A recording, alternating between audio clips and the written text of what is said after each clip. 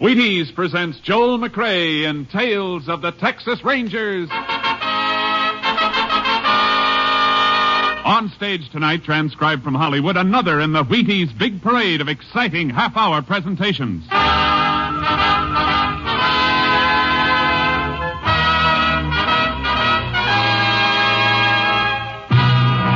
Tales of the Texas Rangers, starring Joel McRae as Ranger Pearson. Texas, more than 260,000 square miles. And 50 men who make up the most famous and oldest law enforcement body in North America.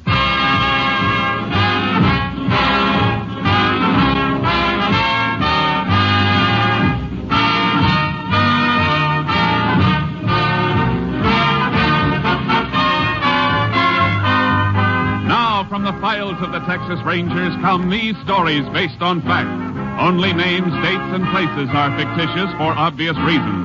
The events themselves are a matter of record.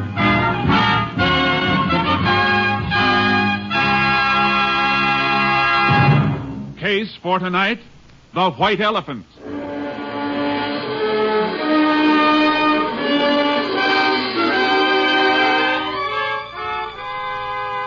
It is January 16th, 1950. The time, 6:28 p.m. A freight train just outside of a West Texas town gains speed and rolls through the gathering dusk. Inside a gondola car, a hobo crouches in a corner as the brakeman comes toward him.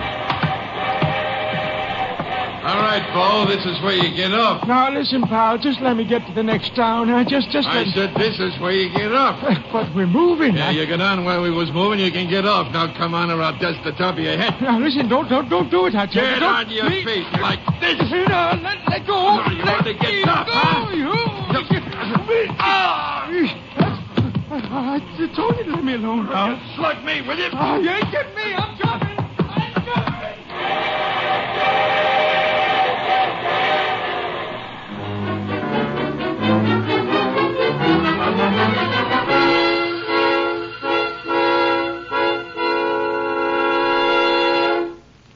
Tales of the Texas Rangers will continue in just a moment.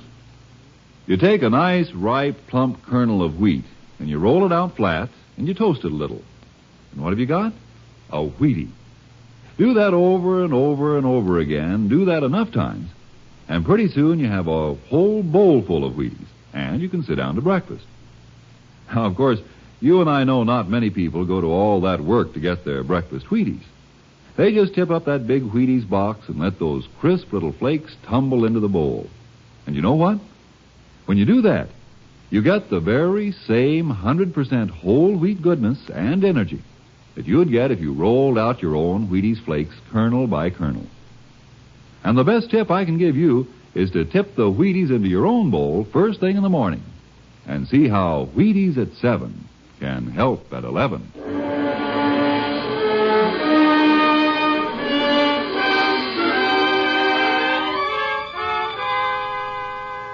At 2:55 a.m. of the morning following the freight train incident, a rancher named Banker noticed a small coupe parked on the shoulder of the road. It bore Oklahoma license plates. Banker turned his spotlight on the car, saw a man slumped down on the driver's seat. A half hour later, Sheriff Caldwell, notified by Banker, began investigation of the murder and called in the Texas Rangers. Ranger Jace Pearson was assigned to the case. And a few hours later, Pearson, Banker, and Sheriff Caldwell stood at the scene. Pearson listened to Banker. It was just about 3 this morning when I saw it, Ranger. How come you were driving along this road that late? I've been to a ranchers' meeting in Almira's. I was going to spend the night there and change my mind. Uh-huh. Did you take this road when you left for Almira's? Yes, sir. What time? Yesterday morning, about 7:30. And then this car came here sometime between 7:30 yesterday morning and 3 this morning. I guess so. You never saw the dead man before, huh? Was the first time I laid eyes on him. All right, Mr. Banker. You can go. You need me, I'll be home. No identification on the body at all, huh, Sheriff? Nothing in the pockets. Picked clean as a whistle. Anybody else been around the car? Nope. Deputy kept his eyes on it. Car's facing west. Going west when it was stopped. Tire tracks on the shoulder tell that. Mm-hmm. Blood on the seat. Yep. .38 bullet done it. 38. Might be a police special. Banker got one? Banker, but... Just asking, for now. You see, You see something? Look here, Sheriff. Huh? Set of tracks leading up to the car. Ordinary shoes, not boots. Heel marks are too broad for boots. Yeah, looks like it. Look at this one. Sole print with a hole in it. Now look. The prints lead from that way, north, up to the car. A little scuffle. Then the prints turn back north. Mm-hmm. In other words, Sheriff, somebody walked up to the car, stood there, then turned and went back north. Oh, and here's something else. Grease. Looks like grease. Smeared on the car door. Same side footprints are on. Grease might be from the car. Oh, looks too stiff and heavy for that. Yeah. What about it coming from a freight train, Jace? Why? Well, there's tracks about a mile north of here. Freight's use a siding to pull on when passengers got to pass. Maybe it all ties in, Sheriff. A shoe with a hole in it, grease, freight siding. Yeah, might be worth going after. Where do we start? Here at the car first. I'm going to check it over inch by inch. Meantime, you get hold of a freight schedule. I'll meet you at your office.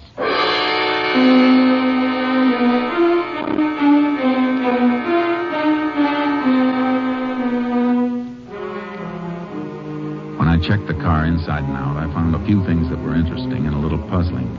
I sent a sample of grease to the laboratory for analysis and took plaster casts of the footprints.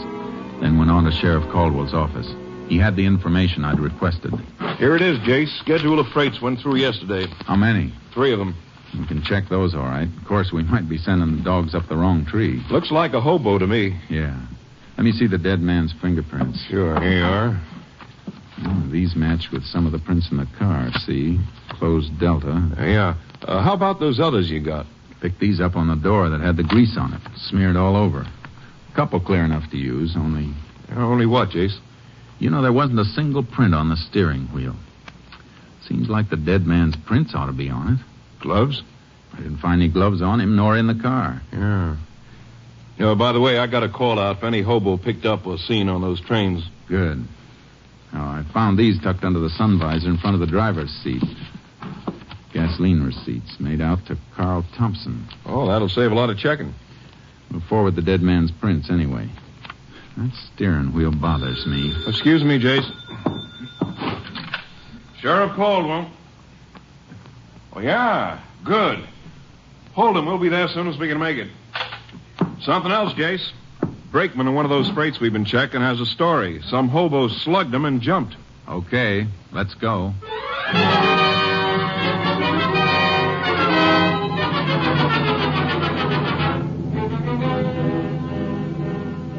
The brakeman took us to the approximate spot the hobo jumped off the freight.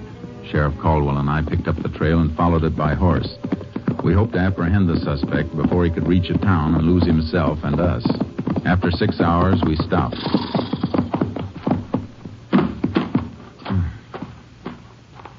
What's the matter, Jace? Tracks are different. Come here and take a look. Different? Yeah, look. The right print's a little deeper, favoring his left a little. Hurt himself, huh? Must have twisted his leg when he took the jump off the freight. Kept getting worse. Sat down here, smoked a cigarette. Here's the butt. He ain't going to make such a good time with a bum leg. We've been traveling at a steady trot. Uh-huh. Okay. Let's get going.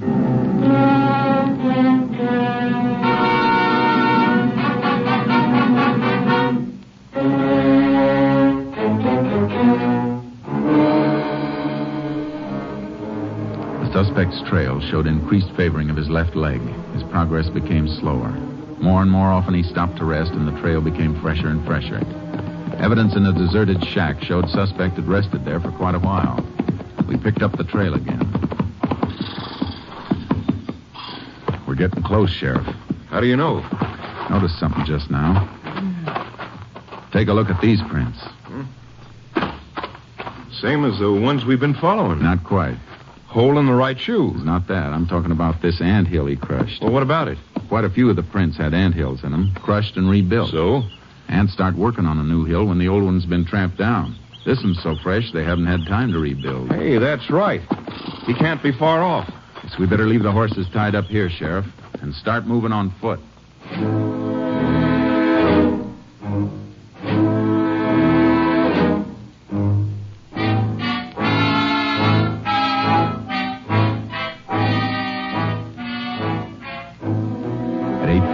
evening, we found the man we were hunting. He was asleep. He gave us no trouble, and he denied anything and everything about the crime. We took him back, and I kept questioning him, but he stuck to his story. I never was there. I didn't do it. Ever own a gun? 38 police special? I told you 100 times I never owned no kind of gun. How'd you take all that skin off your arm? Don't know. Fell, maybe. You got that while you were running away. When you jumped off the freight, after you slugged the brakeman. No. Grease on your jacket. How'd it get there? Yeah, maybe off in the freight. Sure. That car we showed you, the one you said you'd never seen before. That's the truth. Is it? Hold up your right foot. Eh? Hold it up. Hole in the right shoe. What of it? Here's a plaster cast. Cast at the print of the scene of the murder. Take a good look. But I wasn't there, I tell you. Ever hear of fingerprints? Oh, sure. Here are yours. And here's a set found at the crime. They match. You still say you weren't there? I didn't kill nobody. Let me see your hands. When'd you wash them last? I don't know. Maybe a couple of days ago. You know we can tell if you fired a gun. I never had no gun. Did you rob the man in the car? No. Look at me. You were there, weren't you? We can prove it. Well, all right, I was there. But I didn't kill him. Why'd you lie? Well, I was scared. If you're innocent, you don't have to be scared. Look, Ranger, I got a couple of bag wraps. That all? Hey, sure. We can check that, too. All right. I got a couple of wraps for pinching stuff. Nothing big. Now, look. Tell me exactly what you did. Well, I come in off a freight. I was walking across when I seen the car. I figured it was funny, something funny. Why? Well, car parked like that. Then I walked over, seen the fella in there. He was dead. I beat it, hopped the freight. That all? You know what else up to now. Did you get in the car at No, all? sir. Did you touch the body or take anything from it? I swear, Range, I didn't. Did you touch the steering wheel and then wipe it off? Wipe it? No. What for? Look, I tell you, Jace, Yeah, Sheriff. come here, will you? Sure. You stay put. I got no place to go. Here's all the dope and the murdered man, Thompson. Come in just now. Carl Thompson, resident Tulsa, Oklahoma, traveling salesman for Prince Extract Company. This check? Double. Tallies with the gasoline receipts. Mm-hmm. What about him? The hobo? Yeah. I think the only crime he committed was failure to report what he saw. His fingerprints were all over the outside of the one door of that car, and none inside. Seems to me if he thought of cleaning up the inside, he'd have done the same outside. Yeah, looks like it. We'll give him the paraffin test anyway and see if he's fired a gun lately. And if he didn't? Start all over. And start with that clean steering wheel.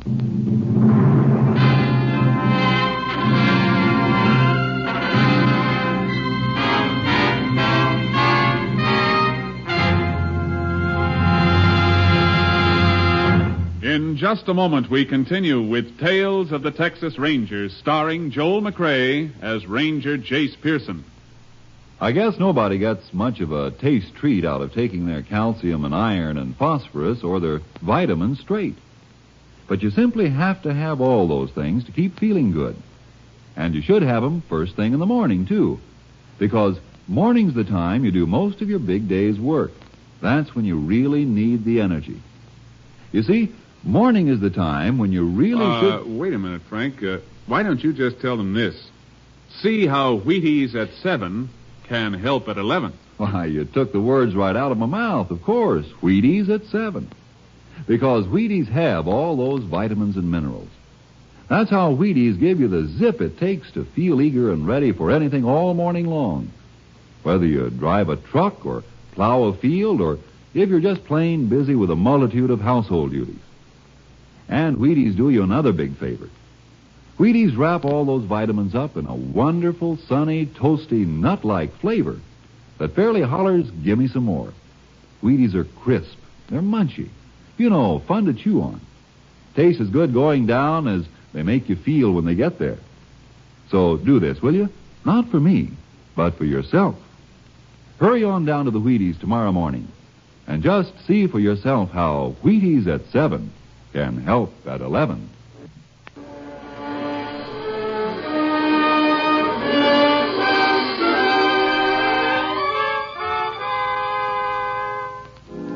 The result of the paraffin test was negative, but we held the hobo pending further investigation. I reported back to my captain, Stinson, at company headquarters. I told him I was pretty sure that the hobo's story checked out. Yeah, it looks like it. But somebody killed Thompson. Killed him and then drove him in his own car to where that rancher spotted it. There wasn't anything on Thompson, huh? No money, no papers, only these. Gasoline charge account receipts. Somebody went to an awful lot of trouble to clean him, but they overlooked these. Mm-hmm. On top, this looks like a plain case of murder with robbery as the motive, but if that was it, why go to all the risk of being spotted in a car with Oklahoma plates? Why not just kill him and leave him? I don't know, Jace. What's your thinking? Well, Thompson was a traveling salesman, traveled a lot in a few days. Now, suppose the killer realized that with Thompson far enough away from the scene of the crime, we'd have a pretty tough time finding out just where the murder was committed. Yeah, that could be. But why? Well, maybe the killer couldn't leave the spot. So he did the next best thing. Took Thompson's body away. And maybe it wasn't just robbery. Well, what else? I don't know yet, but I got some more checking to do. It'll take maybe a couple of hours, and then I might have some answers.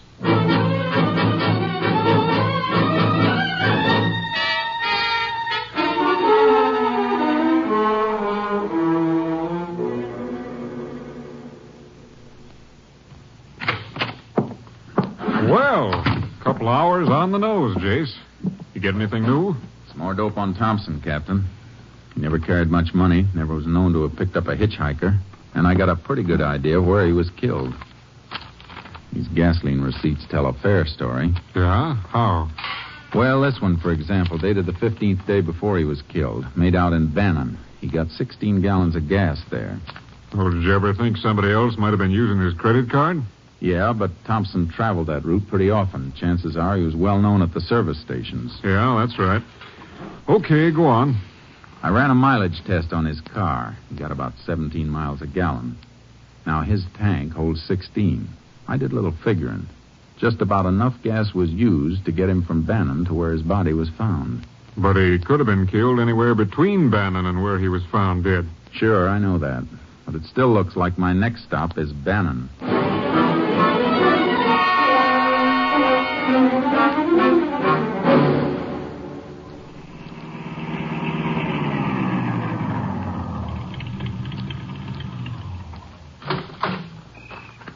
Howdy, Ranger. Howdy. How many? Whatever she'll take.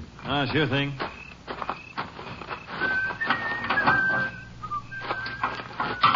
You the owner here? Yes, sir. How long? A couple of years. You work alone? Nights, yeah. Take a look at this, will you? One of my receipts. Credit card stuff. You know this Carl Thompson? Yeah, see him every, 4 or 5 months. When did you see Thompson last? The evening he bought that gas. Why, anything wrong, Ranger? Was Thompson alone that evening? Yeah. I never remember him ever having anybody along. What else do you remember about that evening? One of the worst sleet storms we ever had. Hit like it'd be tough for him to drive then, huh? Oh, sure. Hey, he was asking about some place to stay. You never stayed in Bannon before? I don't know. Leastways, he didn't know much about the places. I told him to try the hotel. He said it was full up. He said the motels were jam-packed. The lousy weather. You know where he went? Well, said he was going to try and find a place along the highway. Why, anything wrong? Plenty. Here's for the gas. I might come back and ask you some more questions. Thanks.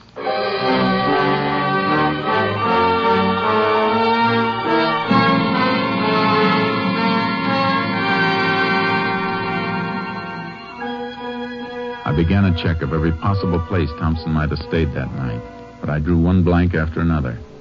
Then I got a lead at a motel on the outskirts of Bannon. Sure, Ranger. I remember that night. Sleet was an inch thick. We was full up here, but I sent him to a place down the highway, the Star Motel. Been closed and up for sale for quite a spell, but I heard it was opened up again.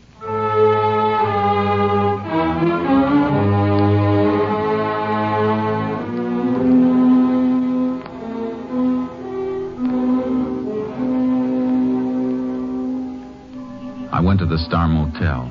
It was closed tight. Every cabin was locked, the windows boarded. There wasn't a soul around. I was just about to leave when I noticed something. The electricity must have been on somewhere in the place because the little wheel under the dials of the meter was spinning. It was enough to send me back into town to ask a few more questions.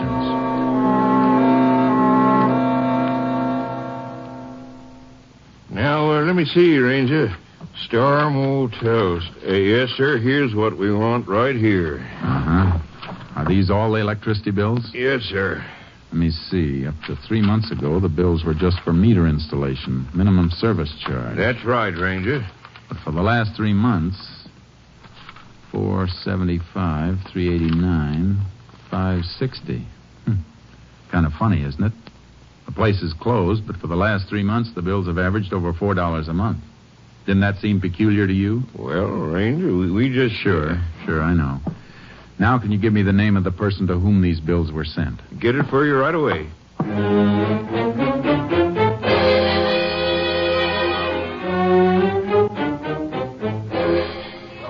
Why, yes, Ranger. Mr. Carlson's here. I believe he's on the phone right now, but if you come in... Thank you, ma'am. You Mrs. Carlson? Yes. I hope I'm not bothering you any, Miss Carlson. Not at all, Ranger. My husband's here. Oh, yeah? Yeah, I see. Well, I think that can be arranged. Yeah, sure. Tell you what, I'll come out a little later. I'll bring the client with me. Sure. Thanks for calling. Goodbye. And this is Ranger Pearson. Oh, hello. Sorry to barge in like this, Mr. Carlson, but I got a few questions. Questions? Sure, what about? You own the Star Motel, don't you? Yes, I do. Star Motel. Oh, that white elephant. White elephant? Yeah, I've been trying to get rid of it for 2 years. Why? Well, like Bessie said, it ain't been worth a hoot since the new highway went in 2 years ago. Only half the traffic that used to pass it. It hasn't been used for 2 years? Well, I guess I didn't mean exactly that. What did you mean? I tried to keep it going for a year after the highway went through, but couldn't rent enough rooms. Wasn't worth trying to save. You got the keys to it? Keys? Oh, sure. Is something wrong, Ranger? Might be, ma'am. Can you take me through the motel, Mr. Carlson? Anytime. Right now, suit you? Couldn't be better. Let's go.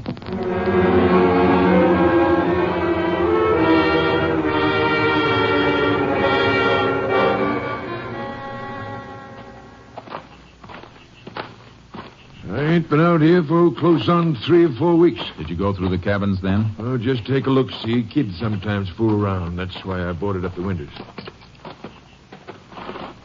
Want to take a look in the office? Yeah. Go ahead, Mr. Carlson. Sure.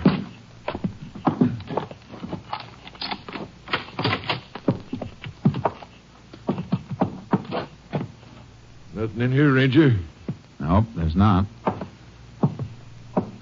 Anything in particular you're looking for? Yeah. You have this floor washed lately? Oh, heck no. Ain't no use paying for something like that. It's been washed recently. Huh? But why? How do you know? Scrubbing wood with hot water always raises the grain, and hot water isn't as good as cold to wash out blood stains. Blood? Blood? Reach! Hold it! What's the matter Hands with away you? from the guns, Ranger.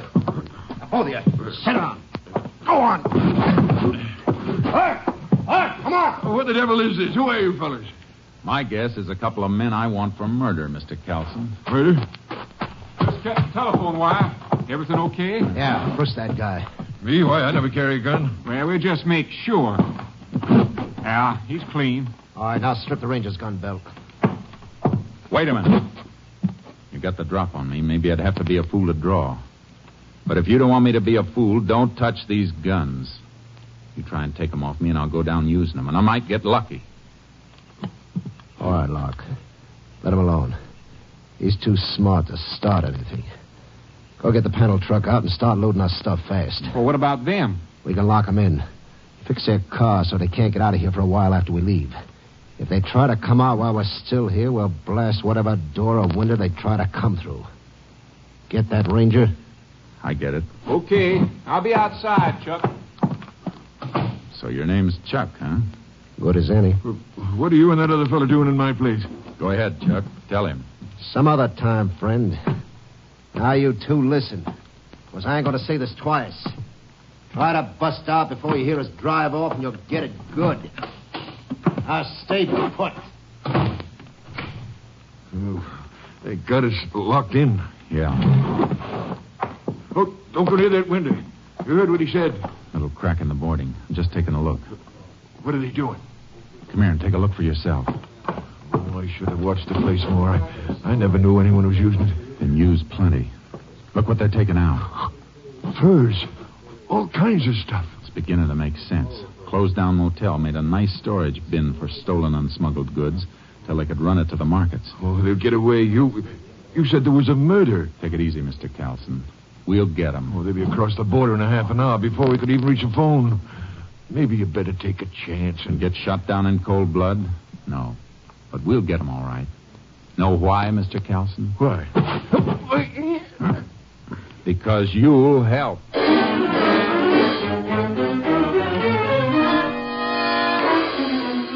pinned Carlson with a quick headlock and then got one arm up behind him and applied pressure so I could keep him still while I had a free hand. I reached into his jacket and found what I was looking for under his shoulder. Then I pushed him away. Oh, you crazy? You almost broke my arm. Shut up, Carlson. Don't you think I saw this gun bulging under your coat? And they deliberately missed it when they frisked you? You played it real smart, almost. Well, I don't know what you're talking about. This gun and the electric bills. You paid them. Paid bills that were being run up in a place that was supposed to be shut down. Seemed kind of funny you never complained to the power company. So what? So you got a phone call from your friends out there. They tipped you because they saw me nosing around here earlier, right? No. Okay, take a look out there. They're almost finished. In a couple of minutes, they'll be gone. In half an hour, they'll be over the border. How about you? You want to stick back here and face a murder charge? There's nothing you can prove. There's plenty we can prove, Carlson. And you're holding the bag.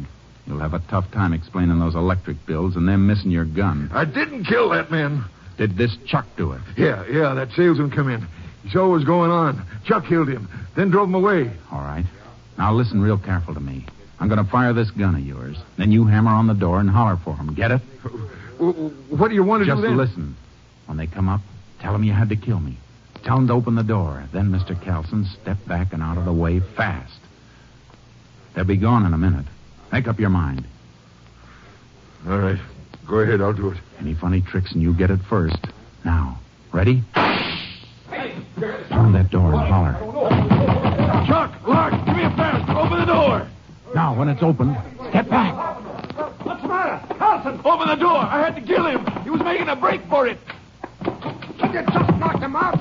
Reach, both of them. Hey, what's the big idea? Why, you...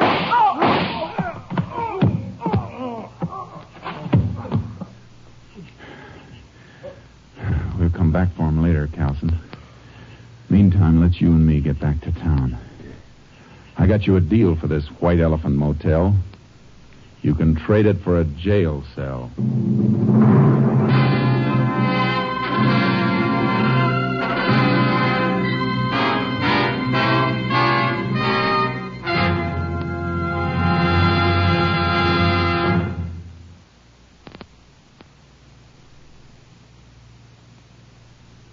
And now, here is the Wheaties man, Frank Martin. All right, sound effects man. Ring the alarm clock. Yeah, I used to groan, too, when I heard that sound. But one morning I said to myself, now look, Martin, you gotta get up. Why fight it? Think about something pleasant. And right away I thought, Wheaties. That's about the pleasantest thinking a man can do. Why, when you figure you can sit down to a bowl of good, crisp Wheaties and then feel like tackling the world, when you know a bowl of Wheaties and milk and fruit can help you work good because you feel good, why, it almost makes you want to shake hands with your alarm clock. And when you hear it come morning, roll out happy, reach for the big orange and blue box, and see how Wheaties at 7 can help at 11. Next week, Joel McRae in another authentic reenactment of a case from the files of the Texas Rangers.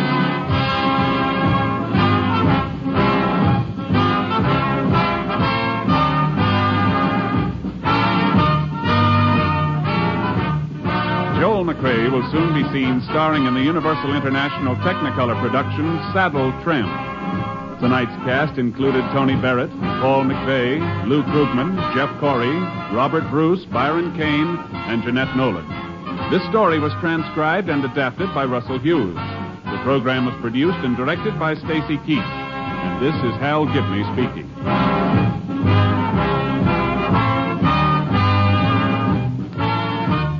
And this is the Wheaties man, Frank Martin, inviting you to listen Monday night to Frank Lovejoy in Night Beat on the Wheaties Big Parade. See you then.